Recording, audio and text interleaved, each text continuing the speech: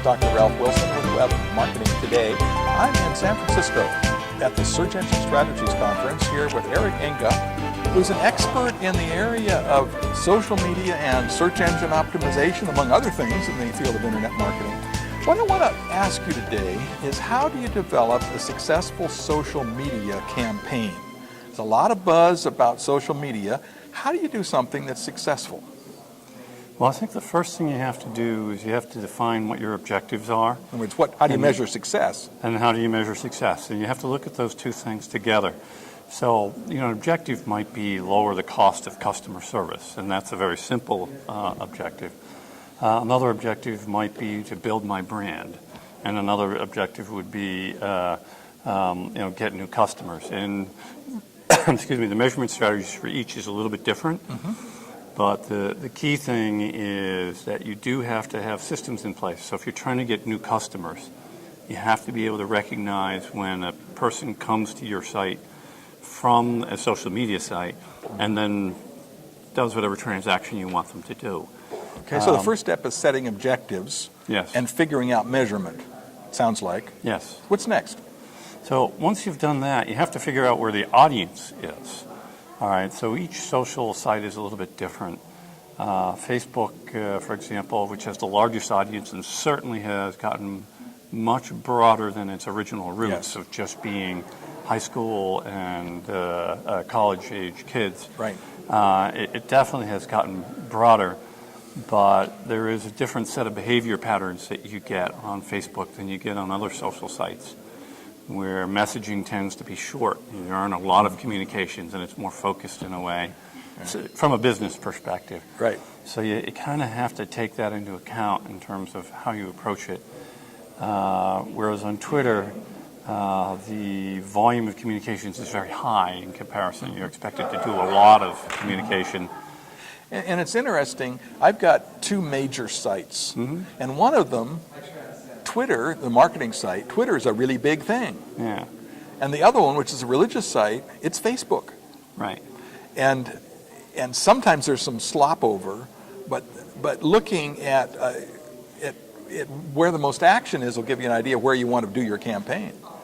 Absolutely, and in fact, that brings up a very, very good way to think about how do you find out where your audience is. You can certainly try to do your homework and try to match up your audience and see what your competition is doing.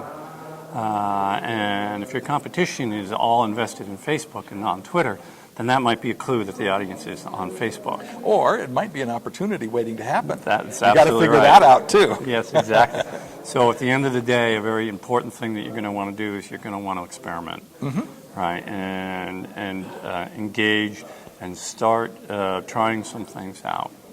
So you're setting objectives and measuring and how to measure success, and then now you're looking for the right platform. What's next? So once you're done with that, you have to think about, okay, well, how do I power this? What resources do I put behind it? What's enough? And what content do they put out?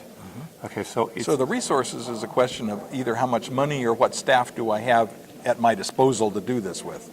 It is, and I think a critical thing, as you know from your own experiences, is you have to plan on having content that's relevant to your business, right? So, and it can be subtle. I've seen campaigns where people built a wonderful Twitter audience for a business, and the content was arguably closely related, but the audience wasn't the right audience for the website. So the benefit didn't follow. Okay. So you have to really be careful to make sure that you're doing something which will appeal to the potential customers for your site, right? And you don't have to be trying to convert them directly, but you do have to be appealing to that same audience, and you have to learn how to do that. It's a really, really important thing. So the right content for the right audience. Yes. Okay. Right, and the right audience is defined as the audience that you want coming to your site. Yeah, that will actually make you some money. Yes, exactly. And then the next layer is, well, how do you power this, or what resources do you put behind it? Because it needs to be closely related to your business, it's a very difficult thing to outsource wholly. You can use outsourced resources to help you. There's no question that they can. but you as the business owner or the people behind the marketing department at the business need to be directly involved because they don't understand the intricacies of your business, this outsourced resource you have. Don't understand the intricacies of your business the way you do. And they don't understand how to position your business the way you do. They don't know how to represent your brand. They don't know how to do any of those things. So stay involved. Have someone from your organization stay involved with this process. It's incredibly important. Okay. Any other tips in developing a successful social media campaign? Well, you are going to need to experiment. Yes. It's really important because you'll try some things and you might make some initial progress and then you'll feel like it isn't moving any further. And how do you tell your boss, we're going to make some mistakes here? But that's true. I don't think any kind of creativity can exist in an environment that won't allow experimentation and mistakes. It's part of the deal. I agree with you, and I think I'm going to actually flip the question around a bit and say, okay, I know I'm going to make some mistakes. So when I sell this thing to my boss, let me position it as the ramp-up time before we see a benefit is long enough to accommodate making mistakes. Okay. You can go back later and tell them, by the way, I gave you all that time was because I knew I was going to make 3 mistakes. All right, and that's why I just didn't know which 3. Yeah, so that's why it was going to take 6 months to the point where I got somewhere. Right. But but if you position it that way and you can develop the business case so the end result still looks good, then I think you've got a real chance of making something happen. And then I expect one of the last phases is what did I learn from this and how shall I retool this campaign using those learnings on the next time around? Incredibly important to do that. It really is. You do have to be prepared to draw on the lessons to do that. As we talked about at the beginning, you have to be measuring. You have to go look at the measurements, see what they're telling you, right? And by the way, the measurements are things, if you're on Twitter, how many times was I retweeted?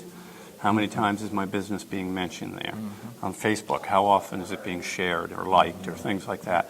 And so you have to look at those things and see where you're getting the best reaction, and then learn how to scale those and downplay the things that haven't been working so well. Well, thanks for sharing some of those tips with our audience. Tell me about your business and what you do. Sure, happy to. Stone Temple Consulting is an internet marketing optimization firm. We are holistic in our approach, which means that we don't try to game anything. This is organic. We try SEO. SEO is a big part of it, yes. Organic in the sense. Holistic and organic. Yeah, it was holistic, a joke, yes, Eric. It was a joke. Yeah. Sometimes I can be a little slow, so you have to bear with me on that. But we also do pay-per-click, and we do social media, and so there's a whole picture that we put together for people. Sorry about that. Thank you so much. Right. This is Ralph Wilson with Web Marketing Today.